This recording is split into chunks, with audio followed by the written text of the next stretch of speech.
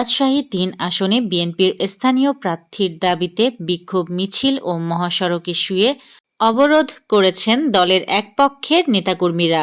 আজ শনিবার বিকালে পবা উপজেলার খড়খড়ি বাইপাস বাজারে এই কর্মসূচির আয়োজন করা হয়। ধর্ম উপদেষ্টা ডক্টর আ.ফ.ম. খালিদ হোসেন বলেছেন, আধুনিক শিক্ষার সাথে দ্বীনি শিক্ষার সমন্বয় ঘটানো গেলে সমাজ পরিবর্তন করা যায়। ধর্ম ব্যতীত শিক্ষায় মানুষ বিপথগামী হওয়ার আশঙ্কা থাকে। ঢাকা বিশ্ববিদ্যালয় কেন্দ্রীয় ছাত্র সংসদের ডাকসু ভিপি সাদিক কায়েম বলেছেন, বিগত ফ্যাসিবাদী আমলে দেখানোর চেষ্টা করা হয়েছে যে ইসলামী ছাত্র শিবিরের কাছে নারীরা অনিরাপদ। ছাত্র শিবিরকে বিভিন্নভাবে ফ্রেমিং ট্যাগিং করা হয়েছে। ছাত্র শিবিরকে দানব আকারে হাজির করা হয়েছে। রাজধানীতে আজ শনিবার সন্ধ্যায় দুবার ভূমিকম্প হয়েছে। একটির উৎপত্তিস্থল বাড্ডায়, আরেকটির উৎপত্তিস্থল নরসিংদীতে।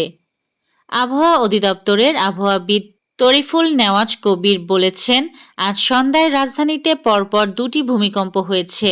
এর মধ্যে সন্ধ্যা ৬টা ৬ মিনিট ৪ সেকেন্ড রিক্টার স্কেলে ৩.৭ মাত্রার একটি ভূমিকম্প হয়।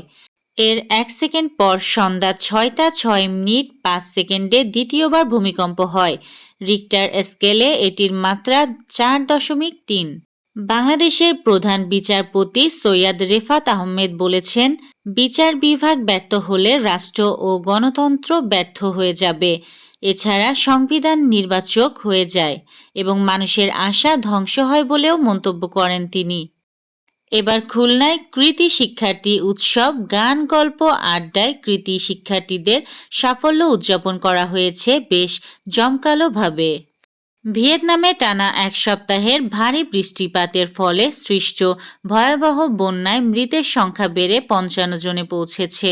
শনিবারও উদ্ধারকর্মীরা নিখোঁজ আরও ১ ডজনের বেশি মানুষকে খুঁজে বের করতে অভিযান চালিয়ে যাচ্ছেন বলে জানিয়েছে দেশটির কর্তৃপক্ষ। যুক্তরাজ্যের ট্যাবলয়েড ডেইলি মেইল ৫০ কোটি পাউন্ডের বিনিময়ে দ্য টেলিগ্রাফ সংবাদপত্রটি কিনতে যাচ্ছে।